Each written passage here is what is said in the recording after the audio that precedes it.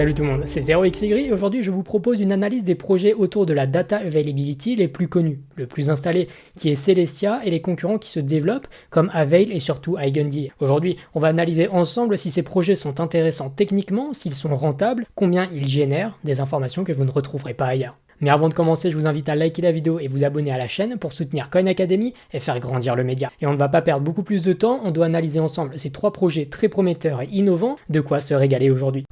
On va commencer par le first mover, le tout premier, celui qui a régalé par son airdrop et qui a continué par tous les airdrops qu'il a procurés. Je parle évidemment de Celestia. Déjà, on va définir ensemble ce qu'est la data availability, pour être sûr que tout le monde suive, car ça va quand même être le sujet de la vidéo. La data availability, que je vais abréger en DA pour la suite, c'est le fait de permettre à tout le monde de voir les données sur une blockchain, pour que tout le monde puisse vérifier si les transactions sont bien correctes, de faire consensus sur la chaîne. D'accord, mais pourquoi est-ce qu'on a créé des solutions comme Celestia, Avail ou Eigendy? Excellente question, et la réponse tient dans la scalabilité. Ethereum par exemple demande à tous les nodes du réseau de télécharger les données des transactions sur le réseau, ce qui permet de s'assurer que tout le monde soit au courant de ce qu'il se passe et puisse vérifier. Sauf que sur Ethereum, un bloc peut stocker en théorie maximum 1,8 mégabits de données, c'est-à-dire que sur Ethereum, toutes les 12 secondes, le temps de création d'un bloc, vous pouvez stocker une quantité de données maximum de 1,8 mégabits. Ça c'est dans la théorie, car dans la pratique, je vous le montre, les blocs stockent plutôt 0,1 mégabits, presque 20 fois moins. Et dans ces blocs, on va stocker les preuves des transactions, l'historique, tous les appels faits à des smart contracts. Et oui, ça ne prend que 0,1 mégabits car c'est pensé pour ne pas prendre beaucoup plus. Donc oui, sur Ethereum, on est à 0,1 mégabits par bloc, ce qui est ridiculement faible quand on veut stocker des données en grande quantité. C'est même impossible. Mais par contre, c'est nécessaire si vous voulez décentraliser votre réseau au maximum, comme Ethereum. Pour éviter que les validateurs aient à stocker des quantités monstrueuses de données et que tout le monde puisse accéder au matériel nécessaire pour faire un validateur, il faut éviter qu'il y ait trop de mégabits stockés sur la chaîne. On va juste retenir pour aujourd'hui que si on veut déployer beaucoup de données en masse, il nous faut des acteurs qui soient capables d'encaisser plusieurs mégas de données, voire même des gigas de données par seconde. Et c'est là où nos trois projets du jour apparaissent. Celestia en premier donc, first mover, comment est-ce que ça fonctionne ? Quand on développe une application, on a besoin de deux choses. En premier, des transactions qui passent, ça peut être utile pour une blockchain, et ensuite un endroit où stocker les données, pour les preuves de cette blockchain. Un endroit où on peut trouver tout ce qui prouve à jamais qu'une transaction a bien été faite et validée. Mais justement, Celestia et les autres qu'on développera ensuite ne s'intéressent qu'à la partie autour du stockage des données. Celestia ne s'occupe pas de gérer les transactions, de les exécuter. Celestia ne gère que la partie qui consiste à prendre les preuves, les organiser en blocs et faire un consensus autour de ces blocs. Celestia ne prend en charge que la partie finale des transactions, c'est-à-dire le consensus qui valide que les transactions soient correctes, puis le stockage à la toute fin. Et ça permet deux choses. Premièrement, une application ou une blockchain qui se construit par-dessus Celestia n'a pas à s'occuper du stockage, c'est une charge en moins. Et Celestia, en ne faisant que l'organisation et le stockage des données, est optimisé exprès pour cette raison, et réduit de manière drastique ses coûts. Mais j'y reviendrai un peu plus tard. Et d'ailleurs, on dit qu'il n'y a pas d'exécution, mais c'est faux. Il y a un petit peu d'exécution quand même, ne serait-ce que pour vérifier. Ça reste une blockchain à part entière, en proof of stake, mais c'est vraiment minime, c'est juste pour l'image. Bref. Ce que Celestia et les autres permettent, c'est le fait de venir décentraliser la validation des blocs, qui se fait maintenant sur Celestia. Vous pouvez avoir des productions de blocs centralisés sur des blockchains à part, comme des layer 1 ou des layer 2, mais c'est le réseau blockchain Celestia qui va s'assurer de valider les blocs de ces blockchains annexes. En gros, on peut avoir une production de blocs centralisés, tant que la vérification de ces blocs est décentralisée. C'est ce que Vitalik avait proposé notamment en 2021 dans son article Endgame. Et on va passer en revue rapidement les aspects techniques de Celestia. On va employer la technique des Eraser Code. Je vais prendre volontairement une image ultra simplifiée pour être sûr que tout le monde comprenne. On imagine que vous avez un gros puzzle à faire. Vraiment un très gros puzzle. Au lieu de donner tout le puzzle à une seule personne et qu'elle galère pendant 1000 ans, on va donner des morceaux à plusieurs amis. Vous allez même donner le même morceau à plusieurs d'entre eux pour être sûr de ne perdre aucune pièce. Ensuite, tout le monde peut commencer à résoudre le puzzle ensemble sans avoir tous les morceaux. Comme tout le monde partage les bouts d'un même puzzle, on va rapidement vérifier qu'il y a bien les pièces dans notre puzzle. Si vous faites un puzzle rouge et qu'un gars a une pièce jaune, vous comprenez rapidement qui est correct et qui ne l'est pas. Le tout avec un gain de temps considérable. On peut aussi noter l'utilisation d'un namespace Merkle tree, qui est un arbre de Merkle basé sur les espaces de noms. En informatique, c'est un peu comme un dossier où on met toutes les données de chaque blockchain dedans, mais on permet à chaque autre blockchain de regarder les données et de prendre ce qui peut lui servir. Aujourd'hui, avec sa centaine de validateurs actifs, Celestia arrive à produire et valider des blocs avec une taille qui varie entre 2 et 8 mégas par bloc, ce qui fait au minimum 200 fois la capacité d'Ethereum en termes de bande passante pour le stockage de données. Autrement dit, si Ethereum se fait spammer, car l'usage explose, les roll-ups auront tout intérêt à venir venir poster des données sur Celestia pour ne pas manquer d'espace de stockage. Et c'est là que Celestia est avant-gardiste. Je sais qu'en ce moment les gens se plaignent que leur Ethereum ne pumpe pas et que les frais sont hyper bas. Mais souvenez-vous lorsque Ethereum était à son prime en 2021, avec les NFT, la DeFi, ça coûtait des briques et des briques pour faire une seule transaction. Et bien aujourd'hui c'est le même problème mais sur les rollups. Si l'usage explose sur tous ces rollups en même temps dans le futur, Ethereum n'a pas la capacité actuellement de tenir une aussi grosse charge de données. Mais il y a des mises à jour qui arrivent via les blobs, etc.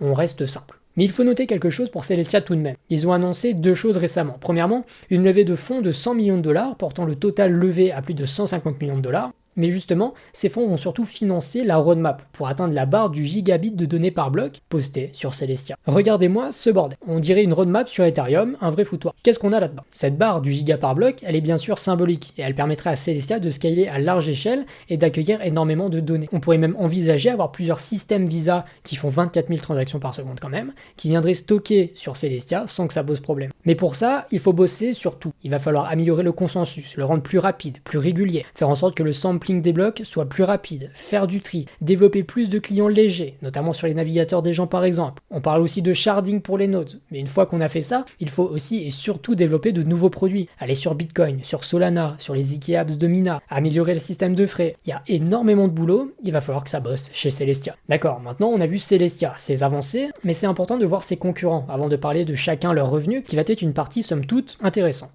Et je vais continuer justement avec Avail. C'est un projet qui a été fondé par Anurag Arjun et Mihailo Bielik, désolé pour la prononciation, les anciens cofondateurs de Polygon. Ils ont commencé à bosser sur Avail en 2020 dans le but de créer une architecture blockchain flexible et personnalisable. Avail, c'est un tout en un. Vous pouvez tout faire avec. Vous allez trouver Avail Trinity qui va permettre de déployer sa blockchain ou son application ultra simplement, avec une excellente scalabilité. Mais avec ça, Avail offre trois autres choses. Évidemment, c'est le sujet de cette vidéo. La disponibilité des données, la DA, qui sera liée à une couche d'unification qui s'appelle Nexus et une couche de sécurité qui s'appelle Fusion. La DA de Avail, c'est la base de la base. Elle permet, comme Celestia, de rendre les données disponibles pour n'importe quelle autre blockchain. Chaque chaîne qui se branche sur Avail a son propre espace dédié. Le but, c'est de stocker la donnée, de l'organiser pour soulager les développeurs d'une contrainte en moins. Et grâce à la même technique d'échantillonnage que Celestia, on peut confirmer que les données d'un bloc sont sûres avec seulement un échantillonnage de 1%. Ça se passe par un mécanisme complexe qui permet de vérifier seulement l'entête d'un bloc et d'être sûr que le bloc entier est valide. Et comme chez Celestia, on trouve de l'erasure coding. C'est le truc du puzzle rouge. Si un gars a pas une pièce rouge pour aller sur le puzzle, on sait qu'il est frauduleux. Même si un validateur ne possède qu'une petite partie du puzzle, il peut retrouver l'ensemble du puzzle facilement. Notez qu'avec toutes ces techniques, l'espace de blocs pour stocker sur Avail peut augmenter et diminuer en fonction de la demande, sans problème. Bon d'accord, cette partie sur l'ADA c'est assez similaire, mais on a deux choses en plus, Nexus et Fusion. Nexus, c'est la partie qui sert à unifier les liquidités entre les rollups connectés à Avail. Le fonctionnement est super simple. On va prendre les preuves de plusieurs rollups, les agréger avant de les valider grâce à notre ZK Proof qui va tout lier. Et ensuite, on aura une compétition entre différentes parties qui vont se battre pour séquencer le bloc de transaction. Le but étant de faire une distribution saine et transparente. Et enfin, on trouve Fusion, la couche de sécurité. Cette partie est encore en développement à l'heure où je vous parle, par contre on connaît le mécanisme. C'est de faire un peu comme du restaking, avec tous les actifs disponibles. On va staker de l'Ethereum, du Bitcoin et d'autres actifs pour augmenter la sécurité du protocole. Et en termes de performance, le réseau a l'air vraiment bon. Pendant le testnet Goldberg, on a vu 87 000 comptes tester le réseau en permanence, ce qui a entraîné 118 millions de transactions et a induit un total de 140 gigas de données postées, soit la quasi-totalité de la demande des Layer 2 en 2023.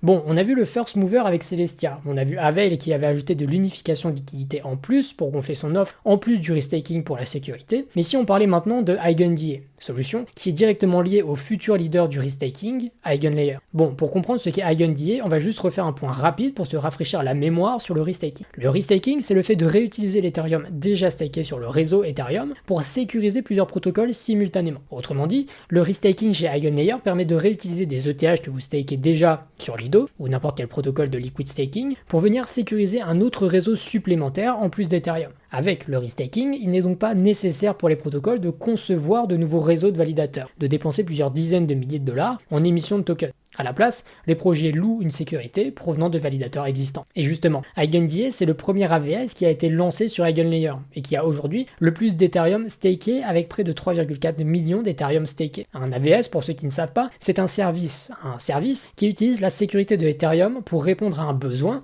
sans avoir à posséder sa propre sécurité avec des validateurs dédiés. Le fonctionnement est le même que pour les deux autres. Les projets se branchent sur EigenDA et déposent leurs données dessus. EigenLayer, cependant, possède une meilleure scalabilité que les deux autres projets projet avec près de 15 mégabits par seconde possible, sachant que ça c'est évidemment à l'instant T. Celestia avec ses mises à jour va évoluer également. Eigendia a aussi sa propre roadmap, mais en tout cas aujourd'hui, Eigendia se place devant. On a vu quelques projets se lancer par-dessus, par exemple Validation Cloud, Layer N, Versatus, Polymer. On a aussi MegaETH qui se branchera sur Eigendia, car c'est le projet de Data Availability qui a la plus grande capacité actuellement. On peut aussi noter que le projet a passé récemment la barre des 15 mégabits par seconde, ce qui lui permet de poster les données de plus de 15 chaînes pour un total de 7 mégas par seconde, notamment Solana qui prend la majeure partie de ces données.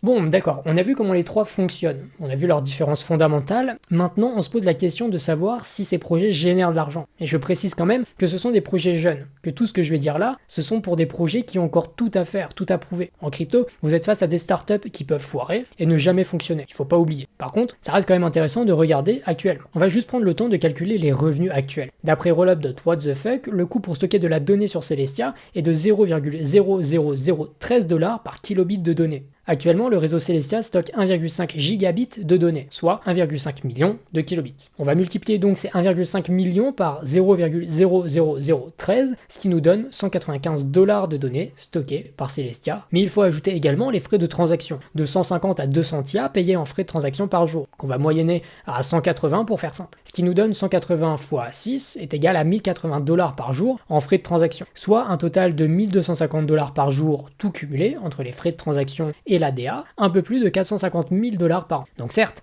on voit un essor de la donnée sur Celestia, qui va certainement dépasser Ethereum un jour, mais le stockage est si peu cher que les revenus pour Celestia sont vraiment petits, quand on prend en compte que le projet est valorisé à 7 milliards de dollars. Et imaginons que Celestia demain mette sa roadmap à jour en claquant des doigts et qu'on arrive à 1 giga par bloc toutes les 12 secondes. Combien de revenus ça ferait pour Celestia? Dans une année, on a 31 536 000 secondes, ce qui permettrait de faire 31 536 000 divisé par 12 pour avoir le nombre de blocs que Celestia produit par an. Ce qui nous donne 2 628 000 blocs de 1 giga possibles sur Celestia au maximum sur une année. On aurait donc un maximal théorique de 512 460 000 $ en stockage possible sur Celestia. 2 628 000 blocs par an à 195 $ s'ils sont tous remplis au maximum. 500 millions de revenus théoriques maximum contre les 7 milliards de valorisation, c'est déjà un multiple de 12. Est-ce qu'on peut dire que Celestia est surévalué? Vous ferez votre avis. Mais les faits sont là. Et encore une fois, la data availability, c'est un marché en croissance, un marché jeune. On a énormément de projets qui vont se lancer, qui auront des grosses performances, par exemple Movement et d'autres. Mais il va falloir énormément de nouvelles chaînes à stocker si on veut arriver à atteindre des revenus maximum, avec des émissions de tokens qui vont servir justement à rémunérer et maintenir les nœuds sur Celestia en attendant de voir un afflux d'argent. Et même la dernière mise à jour, Lemongrass, n'est pas suffisamment significative pour augmenter drastiquement les revenus de Celestia. Et on pourrait se dire que Celestia c'est bien pour les airdrops. Eh bien j'ai trouvé ce tableau pendant mes recherches que je voulais vous présenter et comprendre un peu le rendement qu'on peut espérer pour ces TIA en staking. Le tableau qui est présenté prend 50% des TIA stakés comme base. Aujourd'hui, on est à 70%, ce qui va baisser le rendement que vous voyez déjà affiché. On prend par exemple Dimension, qui est un seul layer qui s'est lancé à une valorisation de 4 milliards. On peut espérer que la valorisation des layers de futurs qui seront sur Celestia seront de 20-40 milliards au total. Et bien si on a 2% en airdrop pour les stakers, ça fait 0,8 ou 1,6 $ par TIA staké, soit 13 à 26% de rendement sur le TIA staké au prix actuel. Maintenant, vous savez tout sur le TIA et vous pouvez vous faire votre propre avis. Mais maintenant, on va quand même regarder les autres. Je vais spoiler, mais c'est pas glorieux évidemment. Avail, c'est un écosystème bien rempli, des partenariats avec tous les écosystèmes de Layer 2, Optimism, Orbit, etc. Mais par contre, sur la quantité de data postée, c'est pas du tout ça. Mais en même temps, le projet est très jeune, donc il doit clairement se développer. On va prendre une fourchette très gentille et dire qu'il y a 3000 kilobits de données stockées par jour en moyenne, ce qui est déjà très optimiste. J'ai pas trouvé le pricing précis de Avail, mais si on se trouve dans des prix comme Celestia, on est à moins d'$1 par jour gagné. Après, encore une fois, Avail ne repose pas que sur ça, il y a aussi la sécurité, l'unification des liquidités, etc. Et on va terminer par Eigendia. Et là, je vous reprends quelques jours plus tard au montage parce que je me suis rendu compte en montant que j'avais fait une petite imprécision pour Eigendia. Sur Eigendia, on trouve 7,34 mégas de données par seconde qui sont postées sur Eigendia. Sachant que pour Eigendia, on connaît le prix, c'est 0,00004 $ par kilobit stocké, avec nos 7 mégas de données postées par seconde, qui nous donnerait environ 600 gigas de données par jour, avec le prix qu'on a dit juste avant de 0,0004 $ par kilobit, ça nous donne environ 25 000 $ par jour, ce qui donnerait un peu plus de 8 millions de dollars par an, sauf qu'il y a autre chose à prendre en compte. Sur ces 7 mégas qui sont postés, en fait la quasi-totalité est postée par Eigendia lui-même. On l'a vu juste avant, Eigendia a fait exprès de mettre les données de toutes les blockchains, que ce soit Solana, Ethereum, Bitcoin, bref, il y en a une quinzaine, afin de de montrer que le réseau pouvait soutenir d'importantes quantités de données. Si on enlève ce que Eigendier stocke elle-même pour montrer la capacité de son réseau, en fait le réseau génère autant de revenus que Avail par exemple. Bref, voilà pour Eigendier et pour la précision, on va pouvoir terminer. Mais encore une fois, le but n'est pas de tirer sur l'ambulance, ce sont tous les trois des projets jeunes, mais ce qu'il faut se rendre compte, c'est la difficulté pour un projet orienté uniquement sur ce créneau de générer des revenus. C'est pour cette raison que Avail propose aussi d'unifier les liquidités et de la sécurité, et que Eigendier fonctionne en restaking pour limiter les coûts opérationnels. Mais justement, je pense qu'il est temps de conclure. Ce qu'on a vu aujourd'hui, c'est qu'il y a un besoin croissant pour du stockage de données. Il y a de plus en plus de blockchains avec des capacités de plus en plus grandes qui, pour augmenter leur capacité, externalisent leurs données vers des acteurs tiers comme Celestia et plus récemment Eigendier. Avail, quant à lui, s'est axé sur un modèle multiservice, un genre de tout en un pour lancer sa blockchain. Chacun possède ses propres problèmes. Celestia autour de son business model et sa tokenomics mauvaise à long terme, avec des libérations importantes. Avail doit travailler pour attirer des partenaires et des projets sur sa solution, et je peux en dire autant pour Eigendier. J'espère que cette vidéo vous a plu. Vous êtes expert sur ces trois projets qui veulent stocker de la donnée. Abonnez-vous et likez la vidéo pour soutenir Coin Academy. Dites-moi en commentaire quel type de sujet pourrait vous intéresser. En tout cas, c'était 0xSegri, à bientôt.